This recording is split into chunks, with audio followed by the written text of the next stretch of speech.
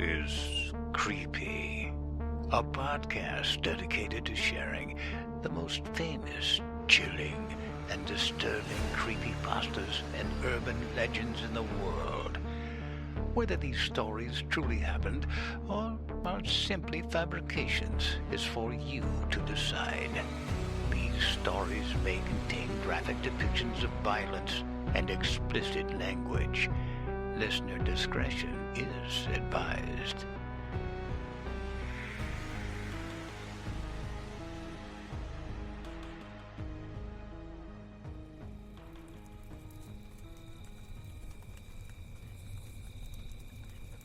I'm starting to sense that some of you might not want to be here anymore. Homesick? Yes! Yes, homesick. You get how I'm getting mixed messages here, right? You all keep grumbling about home, but it's not exactly like you're chomping at the bit to get out of here. I think you all will be arguing over who got to tell the next story. Well, you could say we're a bit conflicted. About what? You're narrators. Just tell a story. That's not what Owen meant. Besides, we don't write stories, we read them. It's not that easy to just come up with something on the spot. Of course it is. Writing's easy. Any writer will tell you that. Just use what you know. I mean, what do you do all day? Run from wildlife? Hide from all the bugs. Just try to survive. There you go. Use what you know. I have a story. It's not a camping story or anything. It's about a neighborhood I lived in when growing up, and the dads against weeds. Is this the one you were talking with Jacqueline Gifuni about? Yeah, this is the one. That old abandoned house in your neighborhood that no one likes to talk about? You know, the one with the overgrown lawn? Yeah, that's the one where Sam lived. Sam always hated the tropes about suburban dads. New Balance sneakers, lives at Home Depot, and wears jorts to all the family barbecues. He hated those labels and assumptions and did his best not to be that dad. But one thing he could not control was his basic obsession with his lawn. More specifically, he despised his lawn. He had done nothing but slave over it day in and day out, winter, spring, summer, fall. Meticulously feeding it, dethatching, aerating, watering, and mowing it. But it still looked like complete and utter crap. It seemed like no matter what he did, a few more yellow patches showed up every year. The weeds were out of control, and Sam had to do everything in him to not just run out there and set the whole damn yard on fire. He even had the HOA write him up several times over the years for his brown, wilted grass.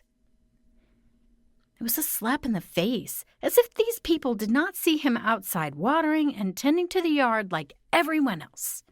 Sam also hated losing, and suffice it to say, this was one battle he was not going to lose. So, that is why, after years of trying every product on the market and spending thousands of dollars on failed professional landscaping ventures, Sam took to alternative methods. He prayed, not to any one god in particular, but to Mother Earth herself. Please, Mother of all creation and Goddess of fertility, bear me a full, lush, green lawn, a bountiful soil where my wife can grow her garden, and soft grass where my children and dog can laugh and play. I just want a strong, self-sustaining yard that is ever-growing and plentiful. Sam woke up the next day and found the same lawn that he had endured for years. Not that he really expected his prayer to work. Nothing had ever worked out for him, so why would this? Sam went on with his suburban life, doomed to be that house with the saddest yard in the neighborhood. Then one day, the rain started, and it continued for 6 days straight. On the 7th day, when the sun finally emerged, so did the collective gasp of Sam's family when they first looked out the window that morning. He couldn't believe it, but there it was in all its glory. Lush, thick, dark green had overtaken every part of his yard. It was a miracle. Like a child on a snow day, Sam ran outside and threw himself on his lawn. His family and dog joined him, and they spent the whole day outside, laying in the splendor of it all. Sam never really questioned how this happened. He chalked it up to the rain and the probability that something he put in his lawn finally worked. He had all but forgotten the prayer he had desperately muttered weeks ago. And so he went on with his new life of being the best landscaped house in the neighborhood. The HOA even asked if he would be the host house for that summer's block party. And although he could never forgive those wretched bastards for hurting him while he was already down, Sam could not help himself and joyfully agreed. He became the talk of the town, and soon other dads in the neighborhood were lining up to ask Sam for advice. How did he do it? And would he please, oh please, impart his wisdom onto them? Sam continued like this for days, gleefully enjoying his newfound status, so much so that he did not notice the grass growing out of control, at least not at first. For you see, having never had a living lawn to tend to, Sam never really cared for grass before. He had not had the privilege to work a lawnmower since he moved out of his childhood home to marry his wife. The next thing he knew, his lawn looked unruly and in need of a trim. He dutifully spent his Sunday morning mowing the grass, trimming the hedges, and tending to his lawn. This was the first time his wife had ever had to wash grass stains from his clothes, and it felt like a victory, a badge of suburban homeowner honor. He fell asleep that night with the biggest smile on his face. The next morning, Sam woke feeling rejuvenated, stretching and smiling like a baby after getting milk drunk. Every muscle in his arms and legs were sore from the previous day's lawn care routine, but it was oh so worth it. Before getting on with his Monday morning routine, he peeked out the window, hoping to take in the glory of his newly trimmed grass. To his complete and utter shock, his lawn was there, as lush and green as ever, but the grass had grown, as if he had never mowed it at all. If it weren't for the dirt under his nails and the faint scent of grass from his palms, he would have thought it was all a dream. Being the rational man that he was, Sam once again just chalked it all up to the fertilizer he had been using. He got ready for work and resolved to mow the lawn that evening. When Sam arrived home, he pulled out all his lawn care supplies and got to work on the front lawn. As was prone to happen in the warmer months, a sudden thunderstorm rolled in, forcing him to finish up the front lawn quickly and leave the back for another day. Unfortunately, as it did with most suburban dads, things got in the way and he never did quite make it out to the backyard. Between picking up kids from summer camp, making dinner, and putting the kids to bed while his wife went to yoga class, Sam had all but forgotten his backyard. The next morning, though, his wife did mention how unruly the yard was, and she was right.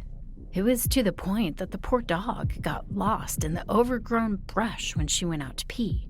Sam assured her that he would get to it by the weekend, and besides, their backyard is fenced in, so the neighbors or the miserable HOA probably won't even notice before then. Sam and his family went about their day, and much like the day before, life got in the way, and the yard was left uncared for. By the time Sam could feasibly make it outside, it was already dark and well past their town's noise curfew. So instead, he and his wife sat on the couch to unwind for the night. As they were relaxing, their dog began whimpering at the sliding doors. Come on, girl. I'll let you out in a minute. He called to his dog, but she would not let up on her whimpering. Her mewling escalated to a low growl, and Sam's wife nudged him to go let the dog out to pee. Remember, take her out the front yard. The grass is too high for her. After some groaning, Sam got up and dragged his dog to relieve herself in the front yard. Once back inside, though, she ran back to the sliding doors and would not stop growling at the darkness. There must be some possum outside, Sam assured himself, and with that, he and his wife slowly fell asleep on the couch while watching TV. Then suddenly Sam is jarred out of his sleep. His dog is going berserk and pacing back and forth in front of the sliding doors. Sandy, enough! Stop barking! Shh! She will not let up, and as Sam starts getting off the couch to see what is causing her to freak out, he hears a crash and a scream come from one of his kids' rooms. His wife is awake at this point, and they are both charging up the stairs. The noise is coming from their youngest's room, and what they see is beyond all comprehension. The window is shattered, and coming in through it are green tendrils rushing into the room at alarming speeds. A large, thick blade has coiled around his daughter's leg as she shrieks and tries to pull away. Sam, his wife, and son all grab hold of his daughter and pull until she is finally broken free. They all retreat from the room, and as they catch their breath in the hallway, another window in the next room shatters, and a few more downstairs do as well. Everything is happening so fast that the family barely hears their beloved dog's muffled whimper, and then the sound of snapping bones. Trying to figure out what to do next, Sam corrals his family into the master bedroom, whose windows face the front of the house. They lock the door behind them and push the dresser in front of the door. The windows! We need to board up all the windows! His wife shrieks. What? We have how many windows do we have? There's 6 in this room alone. No, we need to find a way out. As Sam turns to open the window to try to help his family rappel down to safety, his wife screams as she is jerked to the floor and pulled under the dresser. It's got me! Help me! Sam and the kids pull at her arms, but there's no budge. For every tug they make, her body gets pulled deeper and deeper under the dresser. Just as Sam thinks she cannot go any further, his wife stops screaming, and blood begins to pool around her face. A few tendrils can be seen sprouting from her nose and eyes. And as he goes to shelter his children from this horrid sight, the lights in the house go out.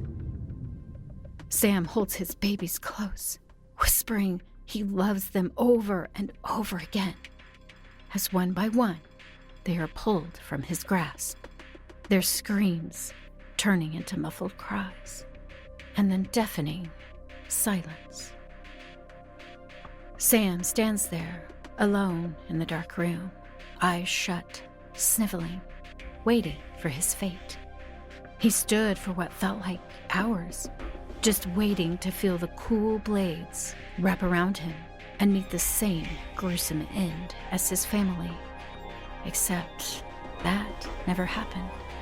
Instead, he sees police appear from in front of his house and the chatter of nosy neighbors echoing through the streets. He looks around the room, but does not see any grass.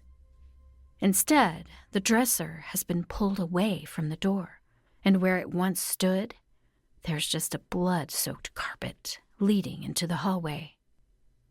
Sam followed the blood, like a morbid breadcrumb trail, all the way to the living room, where his family all lay slain in a pile in front of the TV, including his beloved dog. Not really understanding what was happening, he ran past them to the sliding doors and slid them wide open. He was ready to fight his unruly lawn, except there was nothing to fight.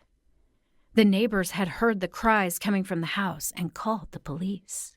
Through the windows, the cops saw the pile of corpses and were gearing up to raid the house. In the few seconds before he was tased by law enforcement staking out his yard, Sam could clearly see that his grass was back to its former mowed self, as he lay on the ground, spasming from the stun gun. Sam finally realizing how this must look to the cops. "It's not me you should be arresting. It's the grass. The grass," he rasped as he was lifted by his cuffed arms and dragged to the cop car. If you ask Sam today if he really thinks that grass killed his family, he would vehemently say yes. He's been eligible for parole several times on count of good behavior.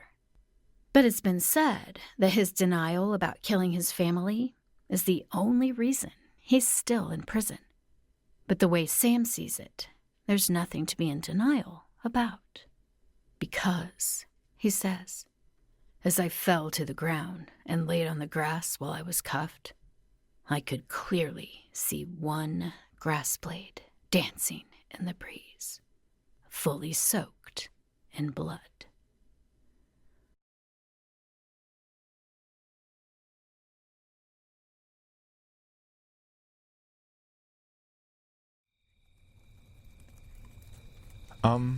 Thanks, Michelle. I was hoping for something to make people feel a little better about nature, but that works. I don't get it, John.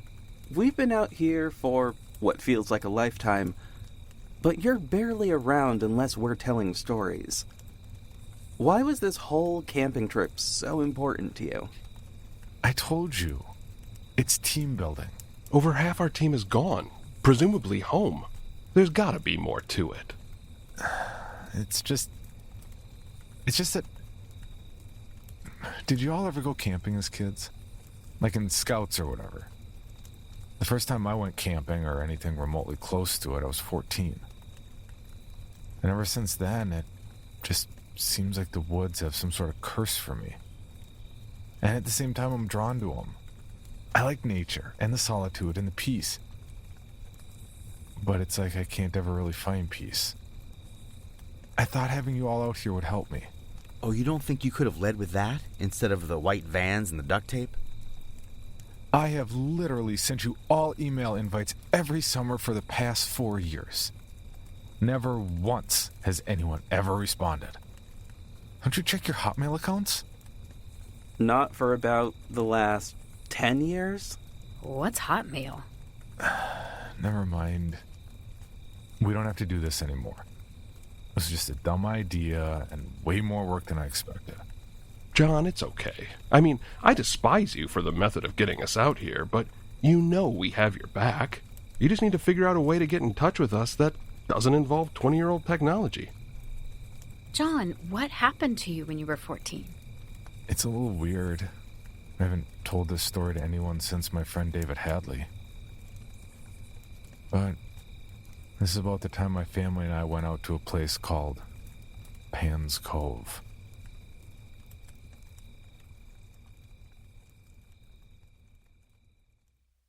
We were all around 14, so my parents forced my older brother to stay with us at the cottage we rented. Well, rented is a bit much. It was my friend Josh's uncle's place, and he asked for $20 each and a promise we wouldn't touch his tequila. Not an issue for me. I didn't understand how anyone could drink this stuff. So as my dad's wood-sided station wagon disappeared into the brush, it was me, Josh, Linnea, Dan, and Jeff, my older brother, dragging our bags inside. We had 3 nights out there, alone and unsupervised, and brought along a slew of board games, sodas, and hot dogs, and s'mores, and horror stories for the fire. None of us had any experience with campfire building, but we couldn't imagine it was too hard. We were so young. The fire pit was dug out a few yards east of the cottage, towards a wide lake view. An outhouse stood on the south side of the cottage. The north were hiking trails that led deep into the woods or curving round to the water. As only Josh had ever been there, and not in a few years, we'd set aside day 1 for exploration. I took the lead, the energetic, wide-eyed kid I was. Right behind me was Josh. When we first met a couple years prior, Josh was a violent, aggressive youth. I remember him liking to throw me down the snowy hill, as if it were a game we were playing. But he cooled down since then. And that weekend, he was one of my closest friends. Still a sarcastic ass sometimes, but more loyal and supportive of whatever you were excited about than anyone I knew. Behind us were Dan and Linnea.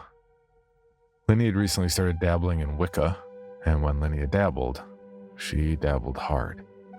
She was explaining the meaning and uses of the various trees, their barks, their leaves that we were passing by, most of which to this day I think was fully inaccurate. But her spirit was open, and her heart was in the right place. Dan was nodding along and asking questions. He's a studious little guy with thick glasses. And for a bit it seemed to be growing apart from our friend group. Josh's aggressive influence rubbed him the wrong way. But he'd lately changed his tune and stuck around, and was more excited than anyone about getting away from school and his job for the weekend. Jeff trailed behind. At 18, he was way beyond whatever new liberties we were experiencing. Nowadays, he'd be ignoring us on his phone. Back then, and with his small-town upbringing, he was playing with a butterfly knife to pass the time in the afternoon sun. We wandered along the trail, bedded with dried pine leaves and weeds, made our way down the steep hills towards the shoreline. It was no beach, that was for sure. Just a collection of large, jagged rocks that slanted and sunk into the cold, murky water. We spread out to search for any good jumping in, or better yet, swinging in spots. That's when I found the small cove.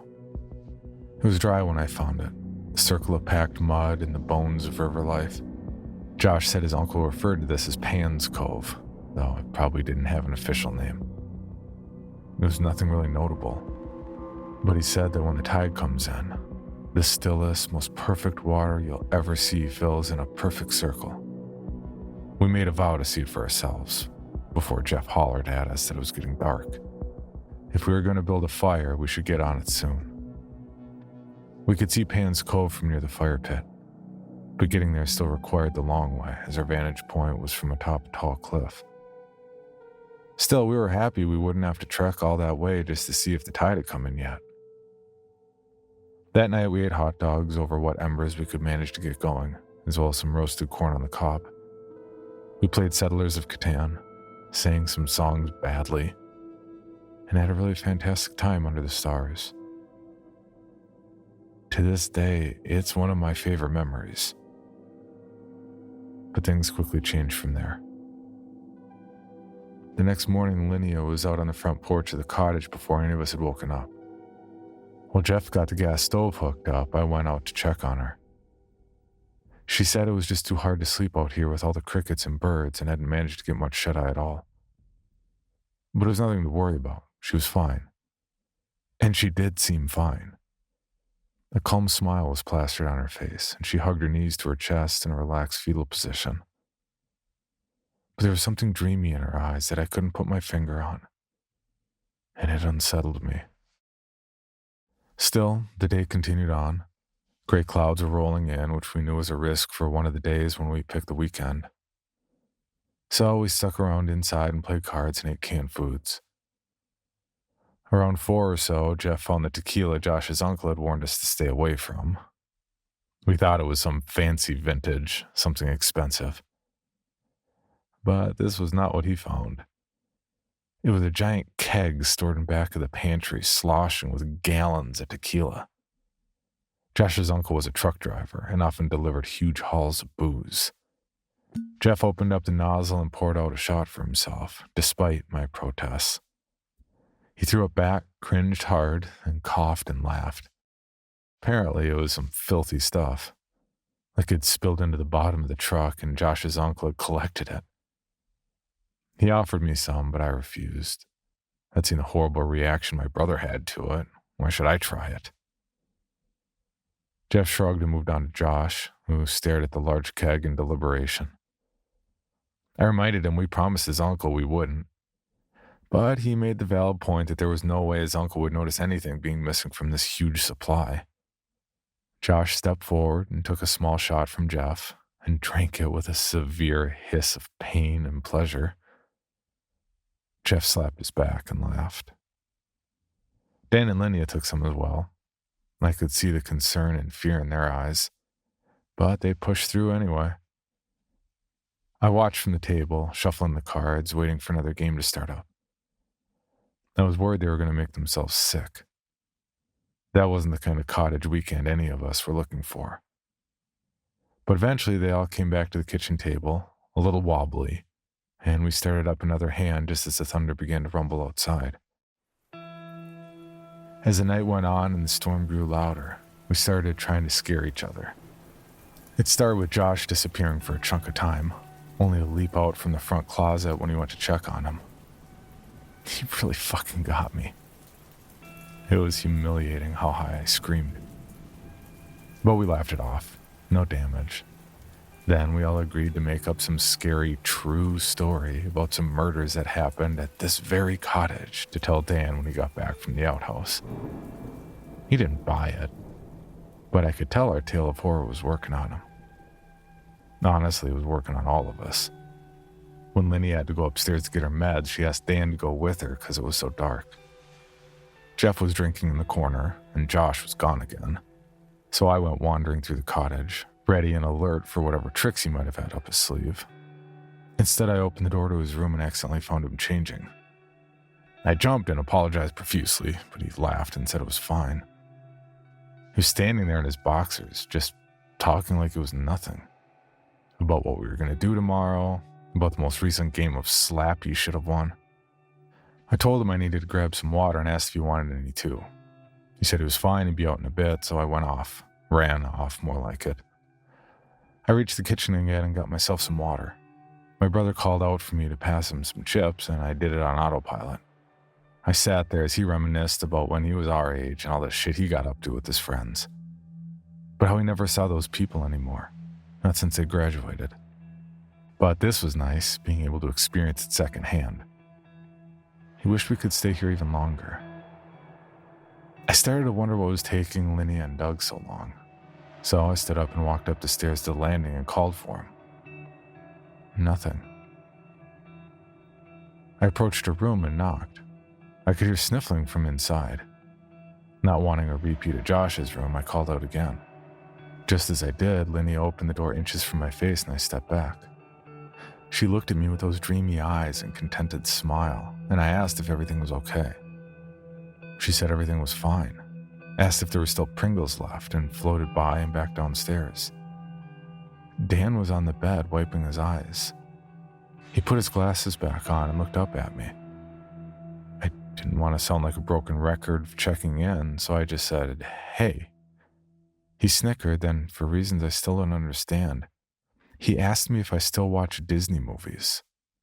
I said no, and he nodded and muttered to himself that they're really good. He smiled to himself. I told him I'd meet him back downstairs and ventured away. It was dark in the living room. I could make out Jeff asleep in his chair, but no one else. Had Linnea gone outside? I almost laughed when I saw a form beside the table. It was crumpled down, kneeling, but one hand held the edge of the table for support. I squinted to try and make out who it was. My words caught in my throat at how out of the ordinary I looked. I could hear whispering.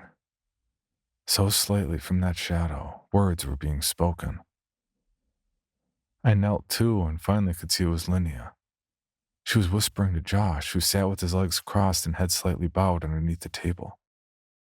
I asked them what the hell they were doing and said it was too late in the night for more scary games. Neither reacted. Linnea just pulled away from Josh and sat on her feet. She looked into my eyes, her own eyes just two blue reflected dots from the dim moonlight, and told me she was going to sleep now. A shiver ran up my spine and I rubbed the back of my neck. Once she was gone, I asked Josh what they were talking about down there. He didn't leave a spot. He just said from the shadows, "We were talking about going down to Pan's Cove." I shrugged, confused and exasperated. I said that sounded great, and that I was going to bed now too. Maybe they drunk more than I thought.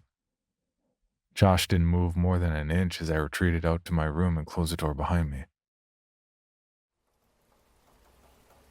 There was nothing to wake me up. No crickets, no birds, no thunder. The world had died down to a quiet pattering of rain and not another sound. So why had I found myself jolting up as if late for something important? My tired eyes looked into the pitch-black room and I listened for signs of life everywhere in the cottage. Josh was a heavy snorer, and there was no sounds of that. And Lynia's bedroom was right above mine, and she tended to toss and turn, squeaking that rusted bed frame. But nothing. I found myself getting to my feet and shuffling out my door.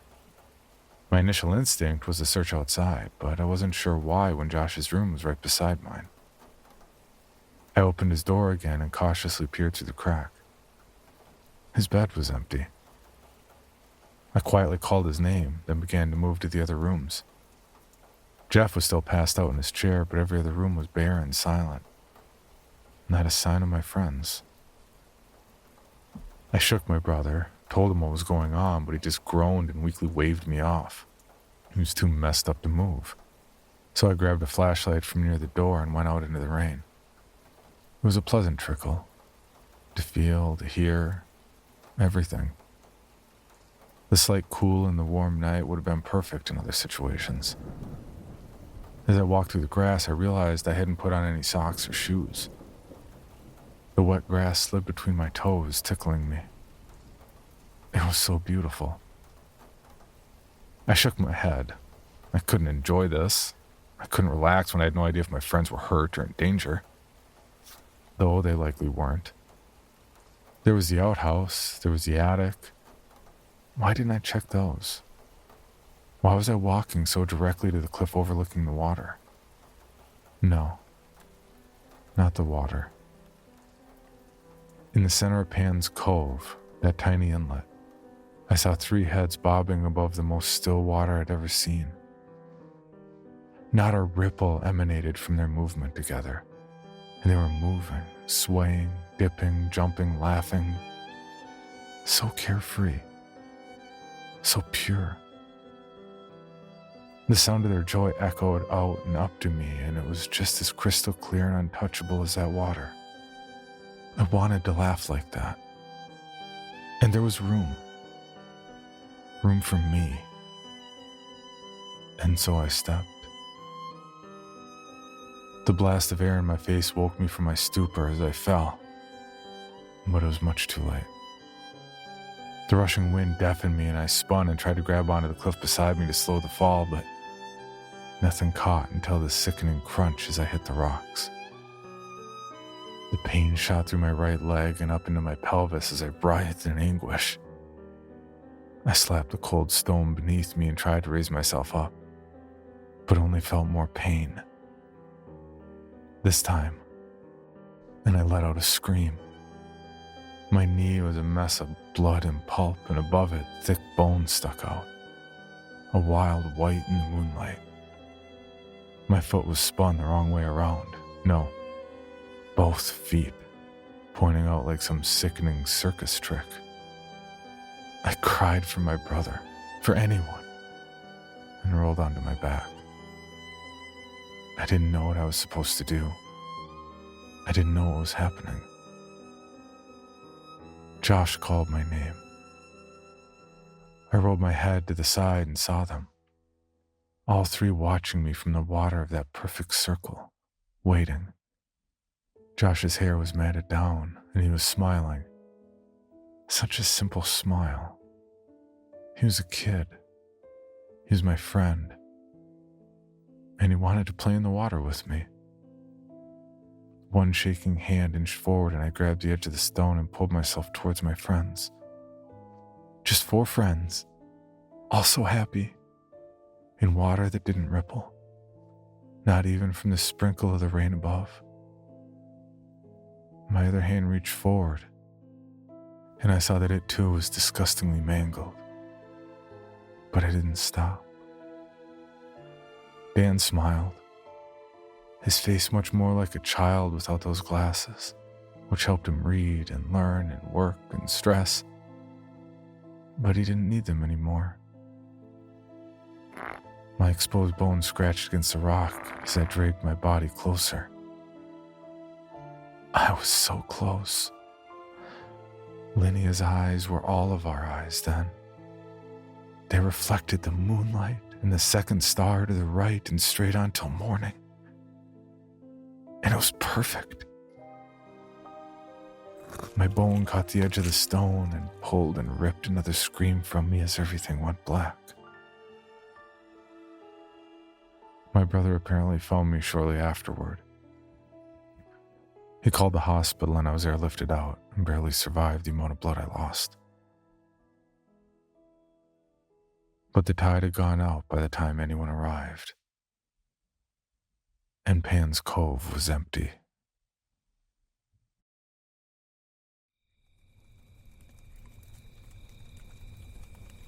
I can see why you're not a big fan of camping. Yeah, that's an understatement. It's not the camping, it's just... Have you ever failed at something so much that you just can't let it go? I'm not sure what y'all are thinking right now, but I don't appreciate it. Anyway, I just wanted to try and get it right. But you all are just having a horrible time now, aren't you? I'm not. Are you just saying that because you told a story and you can contractually go home now? No.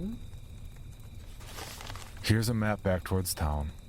You'll be able to get cell reception there and order a car service. Just invoice me. Thanks, John. It really wasn't so bad. I just wish you'd told us up front why you wanted us to do this. I think we could have gotten a little more into it. There's always next year. Next year? Contract. Bye, everyone. Have fun. Huh. What? It's just that... It's nothing. It's never nothing with you. Well, I think I might have given her the wrong map. What did you give her a map of? I'm sure it's fine.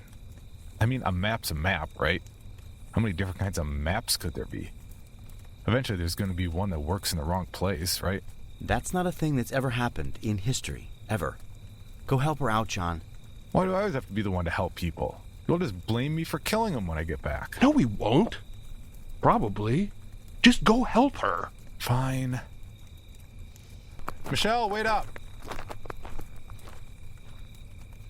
Why would you send him off into the woods alone with Michelle? I've seen Michelle fight. She's a scrapper with a better chance than any of us. Besides, I think we all know what we need to do while he's gone. Yeah. We need to figure out a way to kill John before he kills us.